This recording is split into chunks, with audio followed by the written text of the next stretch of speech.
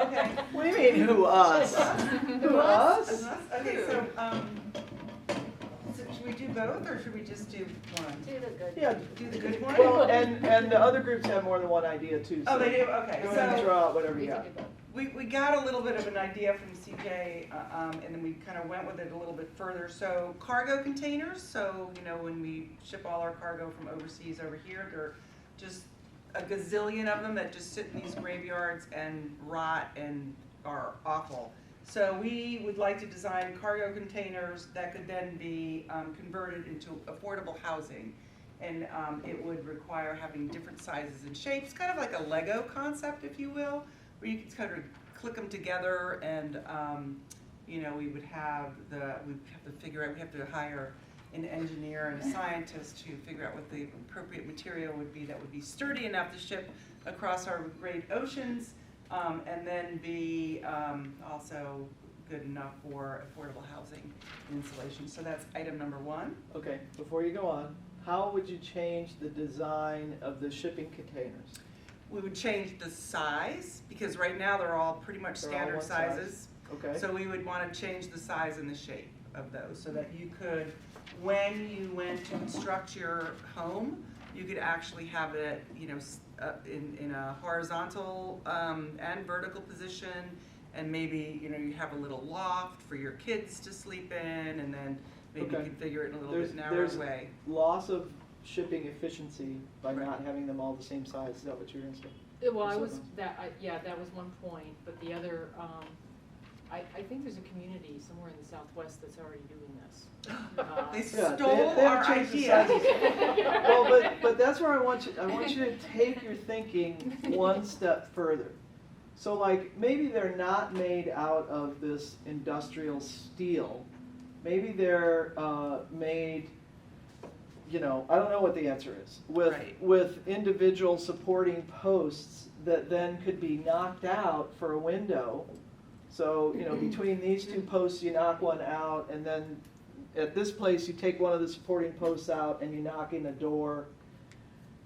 You see where I'm trying to get you Yeah. to go? That you got to change the design of the original thing, Right.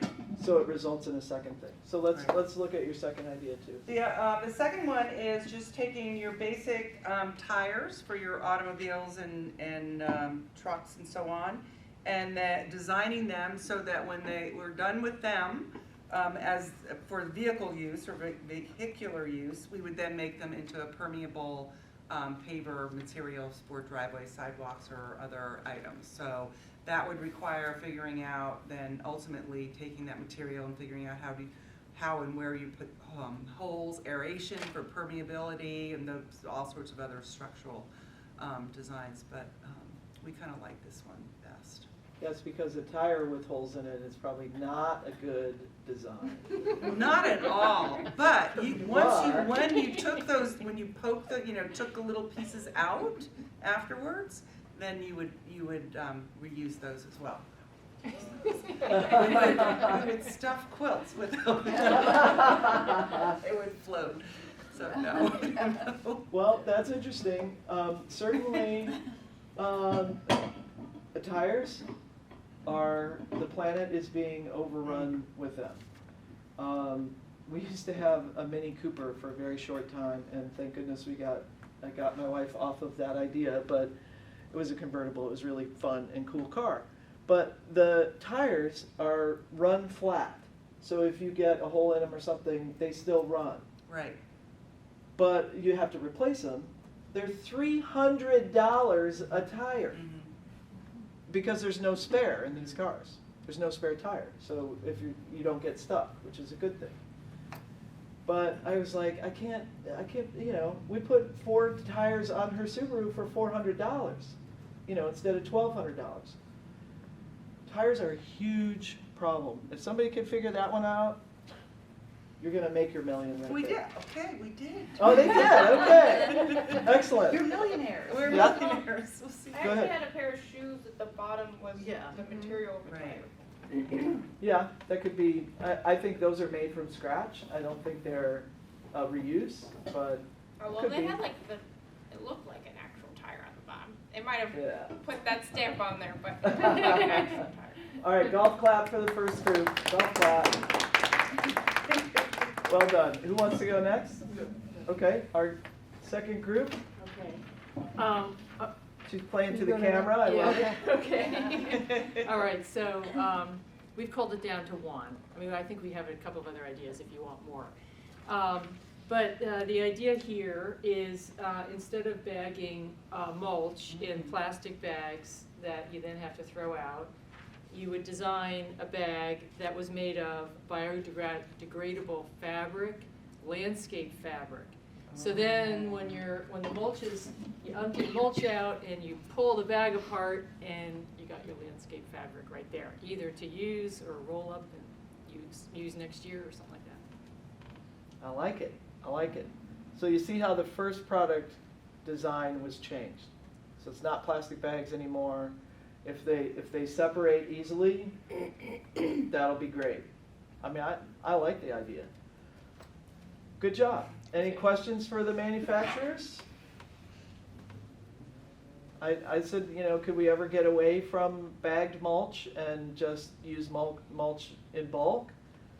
It would be hard, because especially in urban situations, you don't want to be, you know, having your mulch truck out on the road and you got to wheelbarrow stuff in, you know, that it's not always practical. But if it had another use, say it was biodegradable and it had fertilizer in it, Even better. you know, trick would be shelf life for something like that, right? Get wet, yeah. Yeah. Yeah. As you think about the Home Depots and how Oh. exposed, you know, they have a pallet of those bags.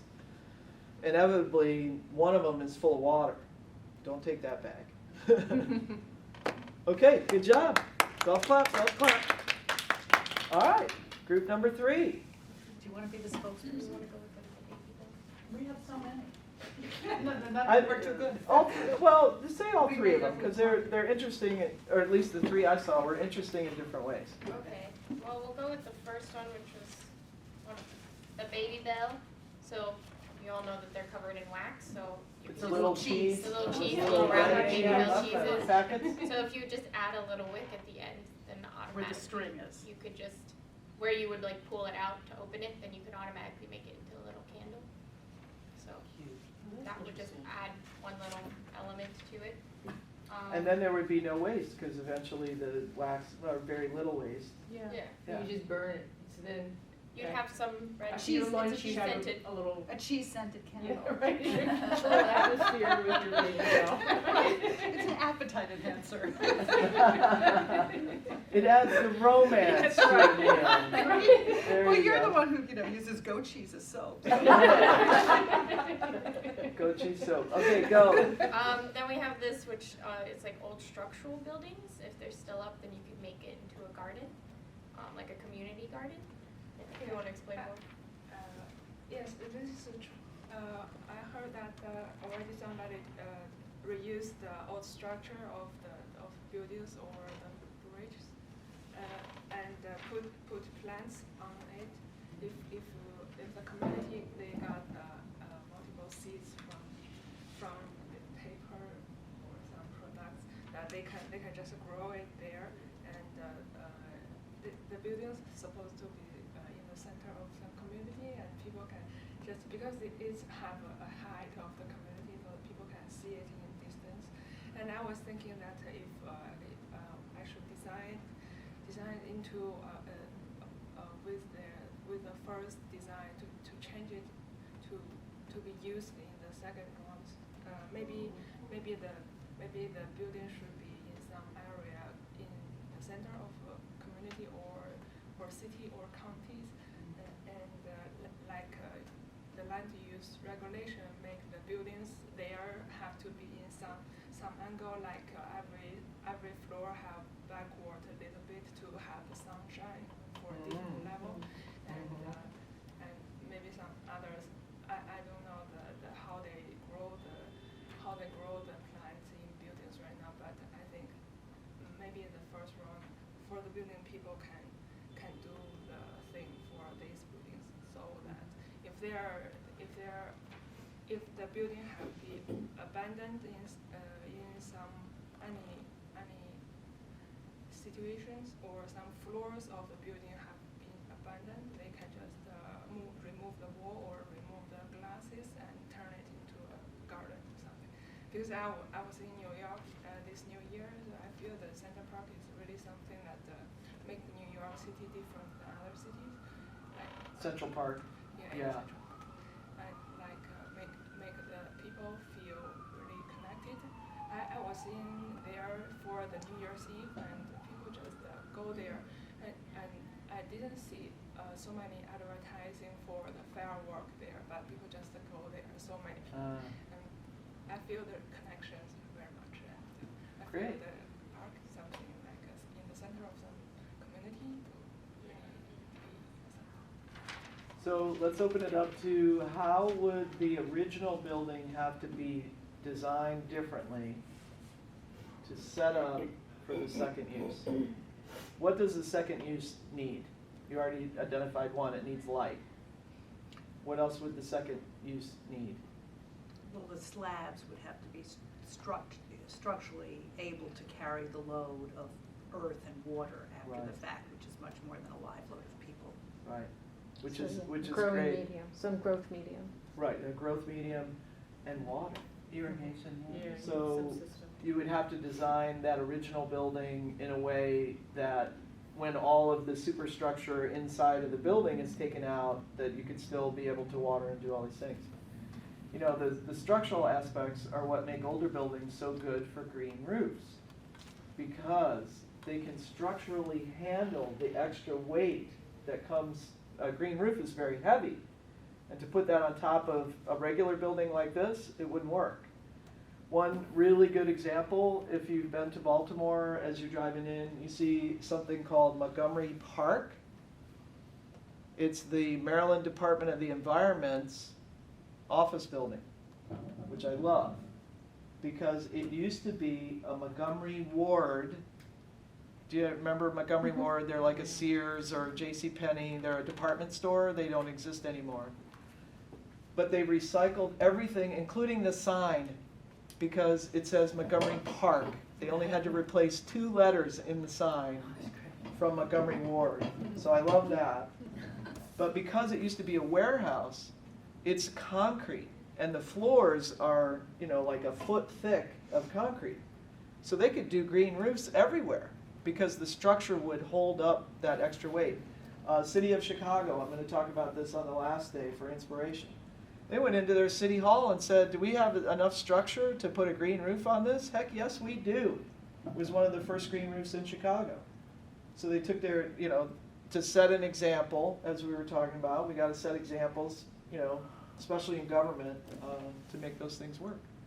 Okay, do you want to share your other ideas? Sure. Well, this would involve having a different chemical composition of paint than it currently has, because paint is toxic. But you know, I feel like we all have paint left in the bottom of cans always. And I don't know about you, but I always save them thinking, oh, I'll use it to patch up spots. Well, A, I never do that. B, I found out that after a year, the paint really changes color, so you can't do that. Oh. So this would be where the top of the paint can, and maybe the paint can itself becomes a mold for dishes. So with the leftover paint, you pour it into the mold, which has been the top of the paint can or the paint can itself. And you end up with dishes that match your walls. Voila! I So love you can it. have the dishes you take to the bedroom and the dishes you take to the den. That's some good creative thinking. Did you have another one? Is that- Yes, Oh, yes. yeah, then we had one about plastic tablecloths. And so I've used them to like make flowers before, but to make it more like a second use, then we either would have it already perforated on the table. So then you would just be able to rip it apart and then just craft it into something. Or then we were thinking on the back of it, you could have like a pattern, so you could make, you know, like the bust that, if you're like a seamstress, you make your own bust so that you can size your clothes. So then you could maybe have like a basic pattern to get you started, so then you could fit it to yourself. I love it. Reuse, reuse, reuse. All right, golf clap. Good job. Group number 3. I know that, I think it's Portland, that in their green building policies now, they mandate that every new building has an eco roof on it. Wow.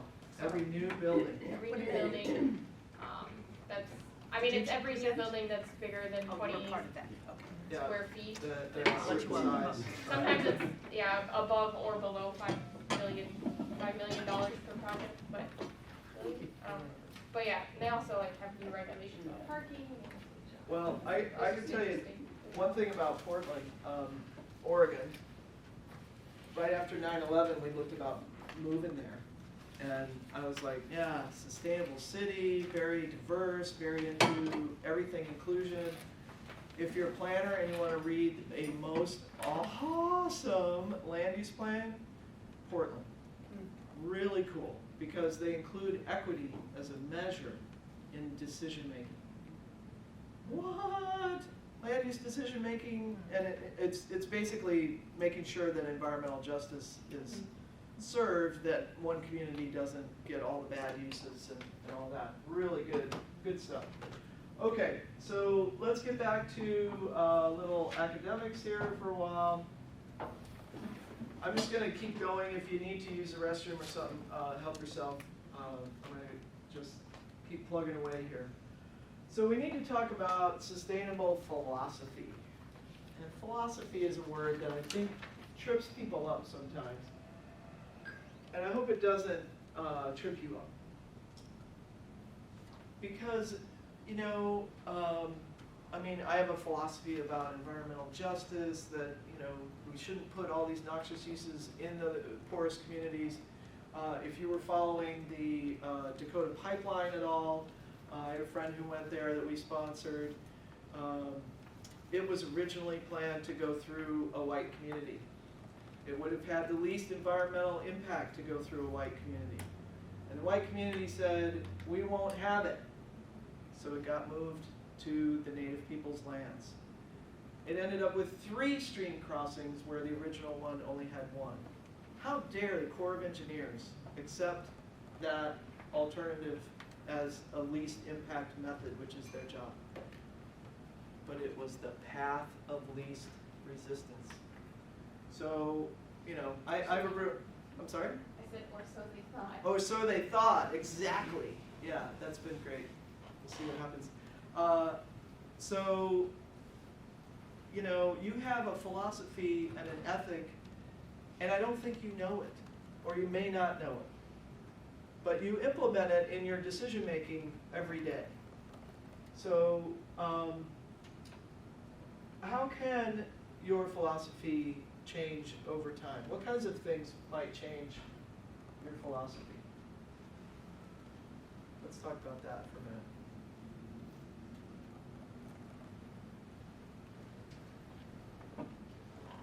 New experiences? You have new experiences such as, So like, I mean, if you learn about the Dakota pipeline and like the process that went to making like the decision of where it's gonna go and the effect it's gonna have, if you didn't know any of these things, then you would have been be okay with it. But now you know more, so now you have a better idea of what would sustainable. right, so through education and learning more, that's one thing, one way that it can change. Other ways? I go back to the science of it. So if there's a new scientific study that says this is a better way to do it that uses fewer resources, I would stop doing something in order to use that if it were also affordable. So you have that Okay. economic and scientific combination for me. That's why I would probably evolve from what I was doing. Mm-hmm. So that's also getting new information, but new science, new technology comes out, and that might change how you think about something. What about something that happens in your life? I would say an experience, even, you know, traumatic experience, or I'm gonna use that word I used earlier, a disruptive experience. So give us an example. Well, this isn't for me personally, but on the way in, I was listening to the news, not that we're talking politics, but Speaker Ryan had a event, I guess he did a CNN town hall, and there was a Republican there who said before his own personal experience, he developed cancer, and because of Obamacare, his life was saved. because he was able to get insurance. And before that experience, he was like totally against Obamacare because he was a small business owner, et cetera. So that's an example of a disruptive personal experience that completely changed his philosophy as it relates to healthcare and insurance. Yeah, that's a good example. And it's a lot of until it happens to you, Right, it doesn't affect you. right. How about a positive thing that happens in your life? Influence friends, peers. So my friends are interested in vermiculture. So even though I never would have considered it, all of a sudden I'd like to know a little bit more. And you need to talk to, what was the woman's name that was on the WebEx? Diana? Dana? Katie. Katie. Katie. Katie, yeah. She's doing vermiculture. You need to talk to her. Right. I think that's great. Yeah. So, What else? somewhat like, the experience of having a child or raising a family can make you think about wanting the world to be a better place for them. That's what I was getting at. Yeah. Right.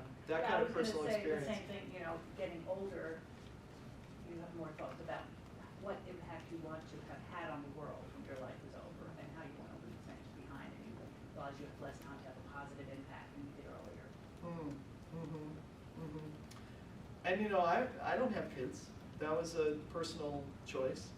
I think it was also my sustainability practice that, not continuing the population. I'm one of 6 kids, and of those 6 kids, only 5 new kids have been born. 3 of us are childless by choice. So, that's one side of it, but I still care. Just because I don't have kids doesn't mean I don't care about the next generation.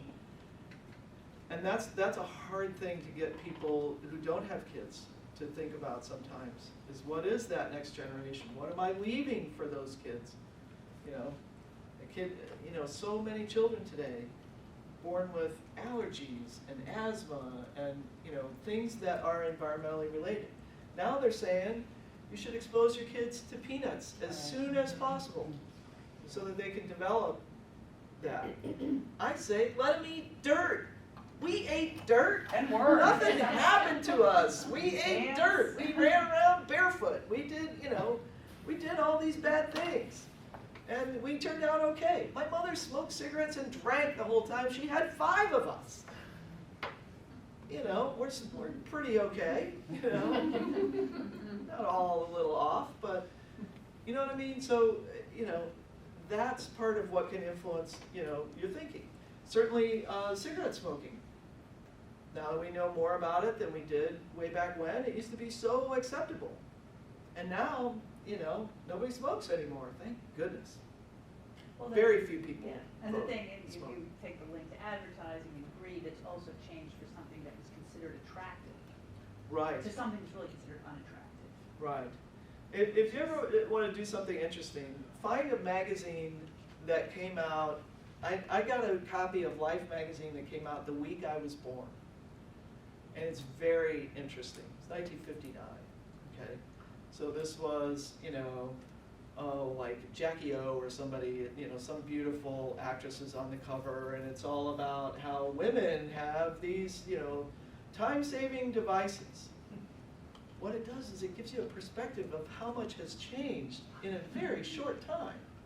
I mean, I like to think that 57 years is not such a long time, but, if you think about what changed, what other things could influence your philosophy or change it for you over time? Do you have, someone who perhaps passed away in your life and you're like, oh, I want to, that grandparent was always doing vegetable gardening. So now I want to do vegetable gardening to honor that person. Anything else we should be touching on here? What else, another thing we kind of touched on a little bit, but what can influence your philosophy? I think all of the basic parameters of humanness, your age, can really affect it. I mean, I hadn't thought about it as you get older and you think about, well, what's my obituary going to say? I thought about that when my mom died. I was like, what's my obituary going to say? I hope it says nice things about me. I'm going to have Lauren write it, actually. I'll just have her write my obituary. It'd be just fine. But your age, I think your gender can influence it, depending on how you go about things in the world. Your race and where you come from, I think definitely can affect, you know, if many of us with that white privilege were like, there's endless resources. We don't have to be conserving of anything. A good example, I'm staying with a friend who teaches Spanish at Montgomery College. And they have a sister class. They're not learning Spanish. They're in El Salvador. And they do this international collaboration, which I think is awesome. Because then her students learn from native speakers and they get this whole thing. And my friend is very green, and she's like, well, how can I get sustainability into these conversations? And I just about fell out of my chair last night when she started talking about that. I'm like, oh my God. She's like, people in El Salvador, their problems are getting clean water every day, getting enough food every day. And what perspective does that give her students in seeing how other people are struggling? So they want to talk about sustainability across this connection, which is just blowing my mind. So I think where you're from too can certainly influence your philosophy. Am I supposed to be doing something over here? Oh, yeah. So I like this definition: a discipline comprising logic, ethics, and aesthetics, and the love and pursuit of wisdom by intellectual means and moral self-discipline. Wow. Yeah. So that talks about the ongoing learning, that we want to keep learning. We want to, through intellectual means, that we want to do better. So then we go to biophilia. You will see in publications and talked about. It's one of those words in English that just kind of makes me a little uncomfortable. Because biophilia just sounds too close to pedophilia, and I don't want to go there. So it's not a term I use very much, but I wanted to expose you to it because it's in the vernacular, and you'll see it places. But it's a hypothetical human tendency to interact or be closely associated with other forms of life. I think we are all biophilia in this room. We want to be connected. It's a hypothesis that suggests that there's an instinctive bond between humans and other living organisms. Do you think it's instinctive? That's a word I want to hone in on. I think it's instinctive, our connection to nature. Go ahead. There is a TED Talk there is a lecture in TED Talk. Speak a little bit louder so we can make sure we get you. There is a TED Talk in the internet. We can search that taught by I didn't remember. So there's a TED Talk that talks about. And I talk about human beings' biggest fear is about not being considered to be worth to be connected by other people. That's just between people. So it's, I'm sorry, I didn't understand. It's instinctive feeling that inside our mind. That we fear other people? We fear that we are being considered not worthy to be connected by other people. That's the word she said. Oh. That's very deep down in our minds. And like everything we consider, every fear, every anxious come from that. So it's a human's instinctive fear of connecting with other people, or of not connecting with other people? Of not worthy. Not worthy like other of people connection. Consider us not Ooh, worthy. interesting. Very interesting. Yeah, and I think part of that is learned. We were talking about, behavior is learned. Are we worthy of making this connection? I think we're definitely worthy of making this connection with nature. And it's free. you can find it in most places. If y'all are looking for, there's a trail right down here, I believe you can connect to. I don't know. Do you know, Karen? I know there's one along 66. So even in this total urban, you can go down and connect with nature. I don't think it's, for me, I don't think it's instinctive in everyone. I think it's also somewhat learned, that you learn that connection with nature. Who went camping with their parents as kids? I'm seeing a couple of hands. That was it for me. Once they started taking us out in the woods, I was in Girl Scouts, but we did silly like cooking and baking things. We didn't do fun things. As soon as they got me out to Colorado and I'm starting to see all this stuff, I'm going, whoa, I grew up in Illinois, boring. There was a stream, a creek, kind of, but like no trees or anything. I get out to Colorado and I'm like, oh my God, totally blossomed in me. Brothers and sisters, not so much. So I'm not sure, for me, that it's instinctive for everyone. I think some people have to learn it. Do you think it was instinctive for you, or you had to learn it? Was it something experiential? Instinctive. For you, it was instinctive. Everybody's different. Okay, good stuff. All right, so we're going to go through bio plus love equals biophilia. So this is from this book by Patrice Bouchardon, who is French, who I still get emails from in French. It's so sweet. But I asked him if I could use his book in this class, and he said yes, absolutely. The Healing Energies of Trees. And what I like is he goes through different types of trees and what their healing energies are. It's really cool. But what I like about it is in the beginning, he talks about how do we relate to nature. And he puts together these 7 archetypes. This book is also just beautiful. There's beautiful, inspiring pictures in it and all kinds of stuff. So we want to talk about how do we relate to nature.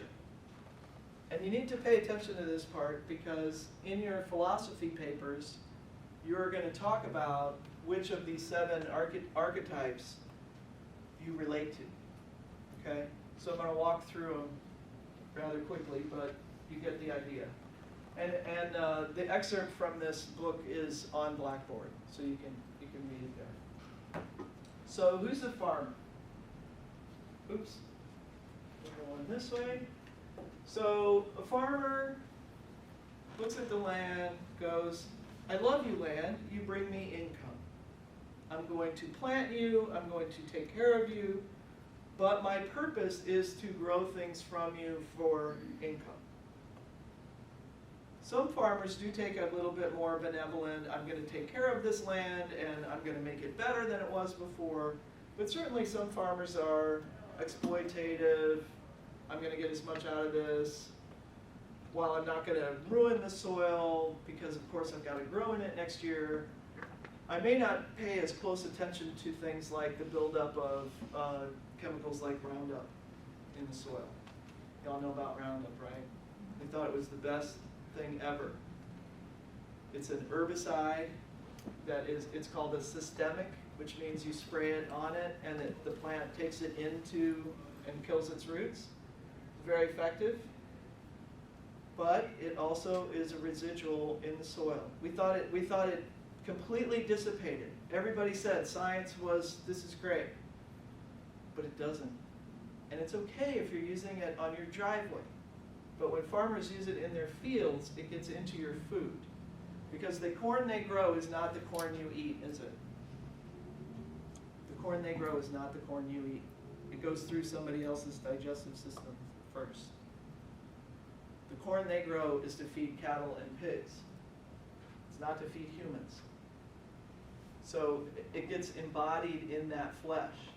And that's how things get passed on to humans.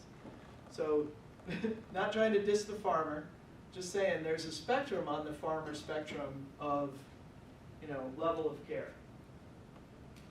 I Googled images of biologists And I got Southern Illinois University at Carbondale, that's what SIUC means. That's where I got my bachelor's degree in forestry, so I was like, yay, here's my graphic. The biologist. The biologist studies the plant and how the plant relates to other things, but is more interested in just the biology of that particular plant or animal. Not very expanded, but just kind of interested in those things. The romantic